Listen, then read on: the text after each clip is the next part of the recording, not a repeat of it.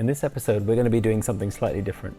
We're going to be looking at verses of 28 and 29 together because they really need to be understood as a pair.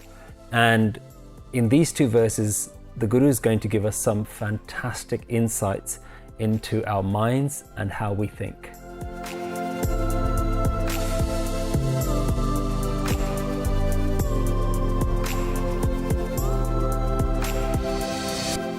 Verse 28 begins with, "It protected you in your mother's womb.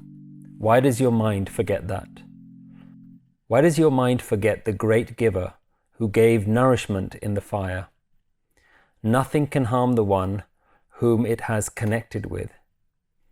Only it creates our connection to itself, and through the Guru's instruction, one is always protected. Says Nanak, why does your mind forget this great giver?" If you notice as we've progressed through the verses of Anand Sahib, how many different styles of teachings there have been and how many different messages we've heard. At the beginning there was verses about the great bliss and the song of life, and then we learned about the Guru's grace and the benefit of that grace in our life. We've also heard about things that are helpful and unhelpful in our life. And here we're starting to learn about something very fascinating, which is how does the human psyche form? How does it function? And verse 28 begins by Guru saying, "Mata ke udar mein pratpal kare, so kyun mano visariye?" It protected you in the mother's womb. Why does your mind forget that? Now, if we look at throughout mankind's history, the birth of a baby has always been seen as a miracle, a triumph of survival for the baby.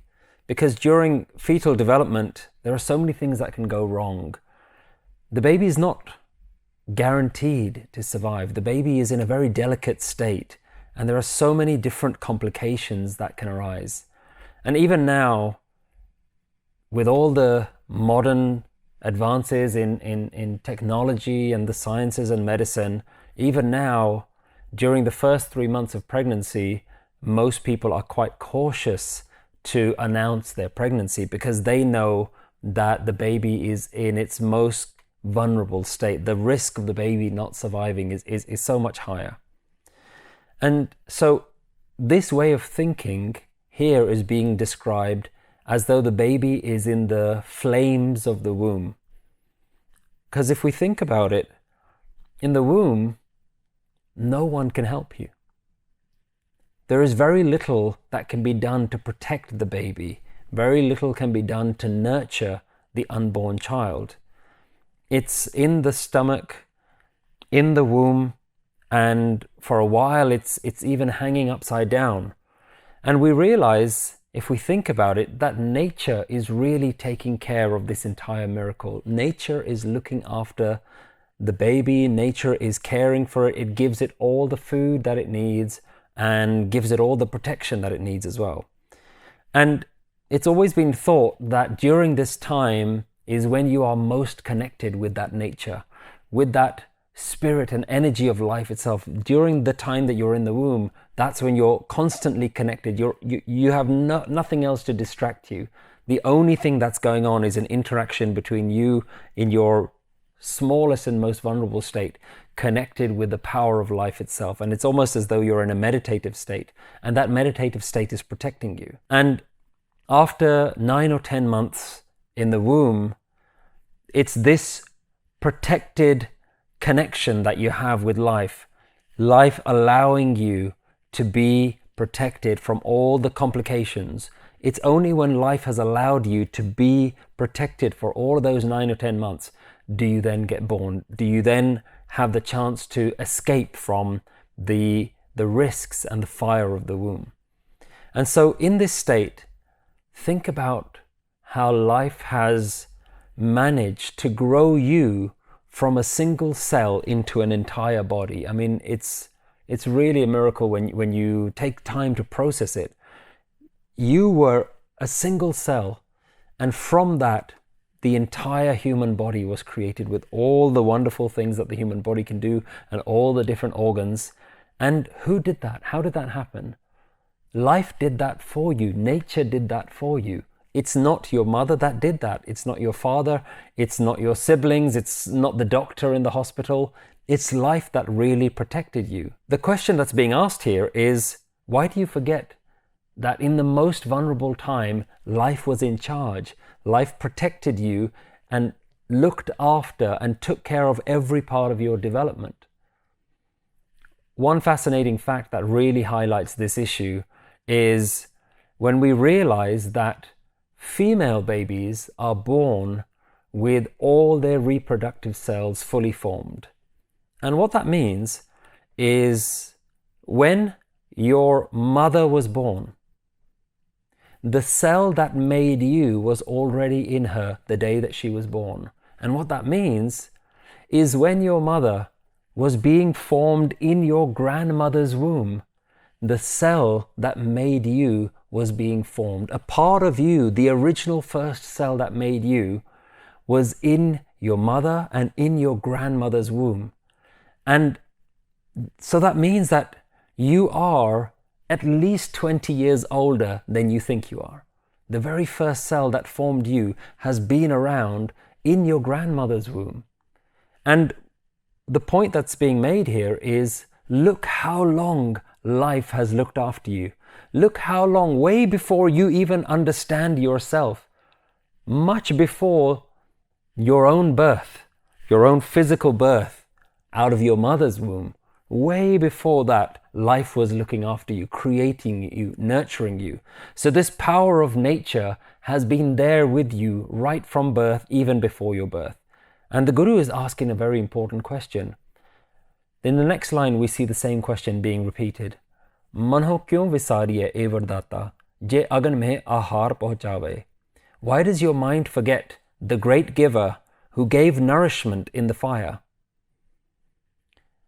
So we have to understand that in that fire, you were able to be connected with nature. You were fully connected with nature, so why not now? Why have you forgotten?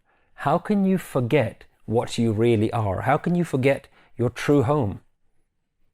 Now, I know some of you may be thinking, and a doubt may come in your mind, and that doubt may be that, well, I understand that nature protected me as a baby, but not now. Nature isn't looking after me now. I look after myself. I have to provide for myself. And it's true. We do have to go to work. We have to shop for ourselves. We have to earn our own money. We have to buy things for ourselves. We have to clothe and bathe ourselves. You cook for yourself. And so it's easy to think that we're not connected with anything. I'm doing everything for myself. But just because you're doing everything doesn't mean you're still disconnected. Doesn't mean you've ever been disconnected from nature. Now, how can we say this? Well, think about this. What can you feed on that hasn't been provided by nature? Think about everything that you eat. What are you eating? You're eating nature. Everything that you think that you're providing for yourself is still coming out of nature itself. Everything that you eat comes from that nature. I like to remind my children that you don't just have one mother, you have two mothers. One is your maternal biological mother, but your second is your divine mother or Mother Nature. When you were born, there was a connection that was broken between you and your mother. The umbilical cord was cut the day you were born. And from that day, you became separate from your mother, and that connection can never be reconnected. But till today, you're still connected to your other mother, to Mother Nature itself. You may have drunk your mother's milk for a couple of months, but think about it. Even now, you're drinking in Mother Nature. You're still today breathing from Mother Nature. You're still reliant on your other mother. Every single breath is keeping you alive. You are alive today because of your connection to your other mother. So there's a connection that's never been broken. The only thing that's broken is your mind's remembrance. Your mind has forgotten this link with its only true mother. And here the Guru is trying to remind you about what you are a part of, what you are connected to. The Guru goes on to say, Osnu keho pohe na saki, jisnu apni live lave. Nothing can harm the one whom it has connected with. Apni live appe laye, gurmukh sada samaliye. Only it creates our connection to itself. And through the Guru's instruction, one is always protected. The lesson being taught to us here is those who life chooses to remember our divine connection, the ones who still remember their connection with the greater source of life, those people do not suffer. Those people do not suffer. And Guru is talking about mental resilience here. Guru is not talking about physical protection. It's very important that we make that distinction. Physical ailments, problems, events in life may happen, but through this wisdom, you will build this mental resilience that will protect you. Why? Because you have broken your bonds with yourself. You've broken your bonds with everything all around you, and you know that things in life will come and go. But there is a mental resilience, there is a strength that continues to protect you because you understand what is going on with life. You understand what nature really is. So the Guru's wisdom is providing you with a perspective. And that perspective acts as a shield that is a barrier against the troubles of life. And the way that the Guru wants you to constantly remember this is by reminding you that life has created your body. Life has nurtured you in the womb. Life breathes for you. Life provides food for you. And life makes us remember or forget this connection. And the end of this verse, Guru says, Keh Nanak, evar data, so kyo mano visariye. Says Nanak, why does your mind forget this great giver? Now, if we say on one hand again and again, we're being told that it's out of our control, we cannot make ourselves remember, it's not our fault that our mind thinks in this way, then what do we do? What is the Guru trying to teach us here? Now, in this particular verse, the Guru is not trying to change your mind in any way. The Guru is not telling you to do something different or change your habits. Guru is not saying that you need to do something to start remembering. It's almost like the Guru is making a gentle prayer out to the universe and asking the universe, why does my mind keep forgetting? Why do I keep struggling to remember my connection even though I've heard this message again and again? So here in this verse, there's nothing more for us to do. This verse is more of an education into how the mind thinks. We begin to get clarity on how our mind works, and the Guru is shining its light onto the secrets of the mind. And in the next verse, we're going to explore even further how we think, and we're going to start now understanding why our minds forget.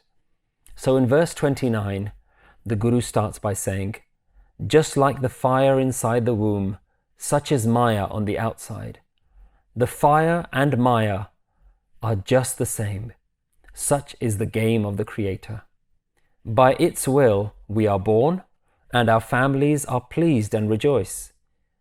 Our divine connection is broken by desires, and Maya grabs a hold of us. Maya causes Hari to be forgotten, and an attachment and love for all other things to be born. Says Nanak, by the Guru's grace, those who remain connected obtain the divine within Maya. This verse now starts to make a connection between the flames of the womb and the flames that are all around us.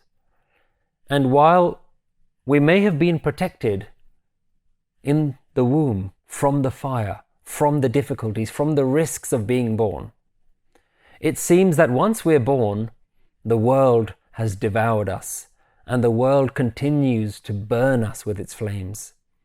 And the Guru starts by saying, Jaisi agan udar mein hai, taisi bahar Maya. Just like the fire inside the womb, such is Maya on the outside. Maya agan sab ekko jehi, karte khel rachaya. The Maya and fire are just the same. This is the game of the Creator. So why is it that the world is burning us? Because from the day that we are born, the world has distracted us. The world has divided us by its enticements, by all the things that the world has to offer. And within the next few lines, we really begin to understand how this works. Jatis pana ta jammya parvar palla paya. By its will we are born, and our families are pleased and rejoice. Liv chhudki lagi trishna maya amar vartaya. But our divine connection is broken by these desires, and Maya grabs a hold of us. What the Guru is describing here is a natural psychological process of how the human mind develops. And the Guru is giving us an extremely profound insight into how the mind works and what the thought processes are. Why does our mind think the way it thinks the way it does? And the Guru is giving us a key to how the human mind functions. And the way we function is that we build attachments. We build bonds with the world around it. Our entire life story can really just be understood as a series of attachments that we've made with the world. Ways that we have connected with things for a while, and then we've moved on and connected with other things. And so think about this right from childhood, right from being a baby. What's the very first thing that a baby is connected with? The very first thing the baby is connected with is the mother and the mother's milk. That's the only thing that's the most important thing in the baby's life, right from a newborn age. And then very slowly it's connection with your parents, your father, your siblings, brothers and sisters, your other family members. And as the baby grows into a young child, then he starts to now fall in love with toys, objects, and friends. And as it progresses from childhood, in the teenage years, it's certainly more about the outside influences, the friends and the society and what people will think, and less about what the family will think. And as you grow up into adulthood, you begin to start now being influenced by that society. You start to align yourself, attach yourself with certain identities, certain ideologies, and you decide that based on the ideologies that I'm attached to, I'm going to live a certain lifestyle. Eventually, you grow into someone who starts to have romantic relationships, starts to have romantic partners, and eventually you build a new life with that romantic partner. You build a new home. You get attached to your home. Your life is now about work, about providing for your family. You have children. And then the cycle just continues. So every single day of our life has been an attachment to one thing or another. So this is the word live that's being used again and again. That this is where we attach ourselves. These are the connections that we make with the world, with Maya, with the enticing, beautiful world. And this connection makes us forget that we are connected with something else, something greater, something more eternal, something more important than this world that looks so enticing. This connection is what we've forgotten. Remember, right back in verse 6, Guru said, Sachi live bin dehe nimani. Without this true connection, your body is wasted. It's shameful. What are you doing? Why are you alive? What's the purpose of your life if you're not going to connect with what you really are? But we may even understand that the world is distracting and the world is full of enticing attachments. But time and time again, we need to question the Guru and ask the Guru, Guru, you said it was like a fire. Why is it like a fire? The Guru is trying to suggest that forgetting your connection with this divine universe is somehow harmful to us. The Guru is suggesting that desires and attachment for worldly pleasures is burning us. How does that work? It doesn't seem to compute in our heads. It doesn't seem to be something that we can relate to easily, because we don't recognize the world as a source of pain. We're too hypnotized by it.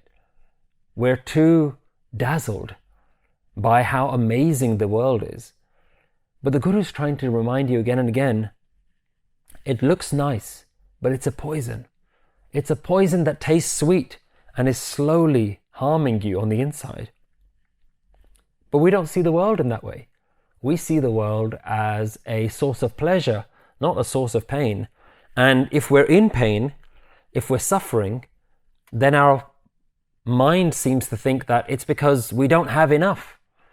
I'm suffering because I haven't got enough of the world. I need to get more stuff. I need to build better relationships. I need to connect with other things. I need to find more worldly pleasures if I'm in pain. So what we do, if the world causes us pain, is we go back out there and we seek more things to try and give us pleasure. But remember, in the previous verses we talked about life is not about gaining. It's actually about losing. This is a losing game. Think about this example. If you've ever seen a store with a big closing down sign, what does it say outside? It says, everything must go. This is such a brilliant lesson for you to learn with life. Everything must go. Everything is going to go. Nothing can be held onto. Nothing that you can attach yourself onto is going to stay with you forever. Everything in the world is burning. Nothing you touch is going to last. And this attachment to the world has actually burnt our bridge with our true connection, with our real mother, the one that was protecting us from the beginning, the one that can protect us now if we remember it, if we remember what we're connected to, the one that will protect us from all pain and suffering. But I know there's still going to be some of you out there that are thinking, so what? What's the problem? I don't understand how the world is a problem. My life is fine. I'm okay. Another way to think about this is, if there was a medicine that made you forget who you are, left you in a state of confusion, left you in disarray, if there was something that you were taking every day that was making you lose a part of yourself, I think you would think twice about taking that. Wouldn't you want someone to tell you? Wouldn't you want someone to help you get out of that? To make you whole, to make you better again? And this is exactly what our attachments to the world does. In verse 6, we even heard that Maya is like a drug. And it's keeping you unconscious, it's keeping you unaware. And what the Guru is trying to do is saying, this connection that you have with the world, this love, this obsession that you have with everything all around you is harming you, because you have access to something far more beautiful, a far greater source of pleasure you have access to, but you're not connecting with it. You're burning your bridge with that in order to build bridges with these temporary things. Guru goes on to say, "Eh Maya jit har visre, moh upje, pao duja laya." Maya causes Hari to be forgotten and an attachment and love for all other things to be born. Maya, the distraction of the world, is causing us to fall in love and build bridges with everything else, and it's making us forget our true connection. And this is how we lose our bliss.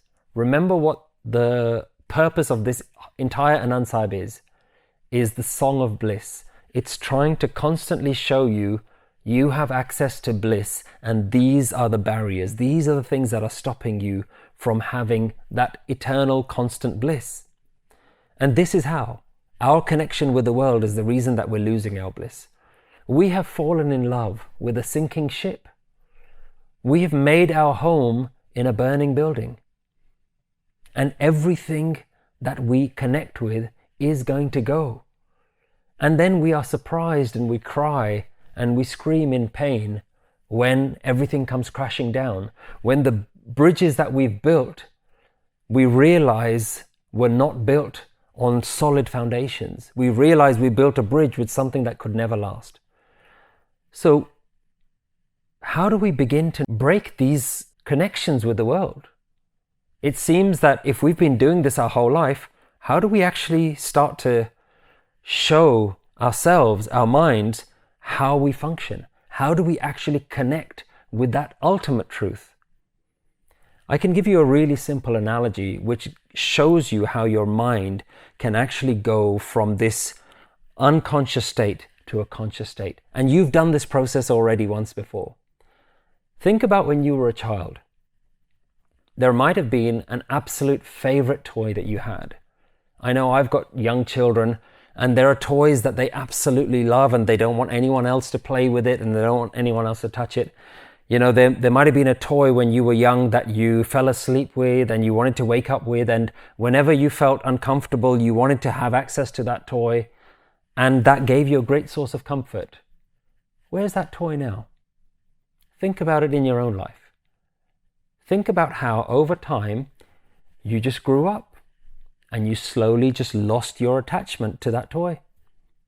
You evolved, you matured in your thinking. You might even be an adult now who sees children being attached to these toys, and you realize, you might even laugh, and you realize this is trivial. Their connection to these toys isn't going to last. But they don't know that. For them, that toy is so important. And in the same way, as an adult, we can see how trivial these connections are. The spiritual master is even more evolved than us. They can see the adult connections that we've made, and they can see that even those connections are trivial. They look at us because they have matured. They look at us and they teach us, this is how you move on. You've already done it once before. You need to just evolve. You need to understand the temporary nature of your adult connections. And the question then becomes, how do we do it? How do we evolve? I can see the process now. I understand how a child no longer plays with toys as they grow up. But I don't understand, how do I mature my thinking? How does this evolution of thought happen? What is the antidote to this drug of Maya? And in the last line, the Guru is saying, Keh Nanak gur prasadi jinna liv lagi tini viche Maya paya.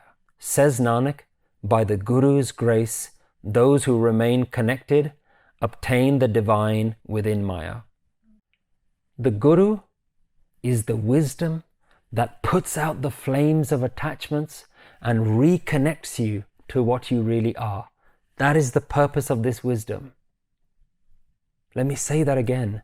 The Guru is the wisdom that puts out the flames of attachment.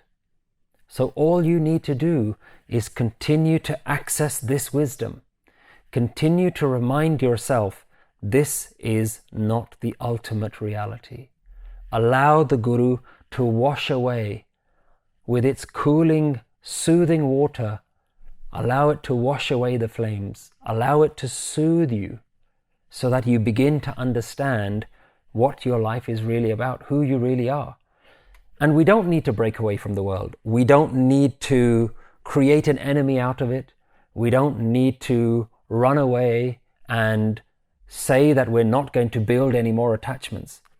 We need to just realize the spell that the world has cast on us.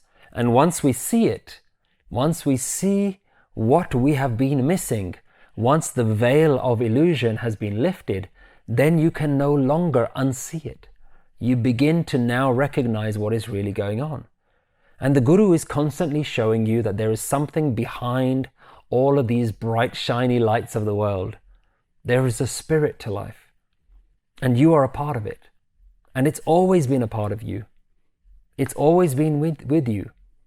It is the true source of bliss. It is the only real source of bliss in the world. Nothing else that you can go out and find and hold on to can give you that bliss, because you already have it. It's already within you. Everything you see can lead you astray unless you recognize the oneness that's behind it all. Unless you see the world for what it is, and when you do, you can enjoy the world. You can enjoy all the pleasures of the world, knowing that if that thing was to go away, the thing that gives me pleasure, the people in my life that give me pleasure and joy, if and when they go away, I'm already prepared. I'm already in a space where I understand that that's not my true reality. Even when my body begins to deteriorate, I understand this was never my body to begin with. So your life doesn't have to stop. You don't have to change anything in your life. You have to change everything in your mind, everything in your way of thinking. Because now Once you see that there is this continuing divinity that's behind everything, every interaction you have is with that divinity. You are constantly creating an attachment to that which is never going to go away. You understand that the people and the things around you are temporary, but you see that there is something permanent behind it all. You are always interacting with that source.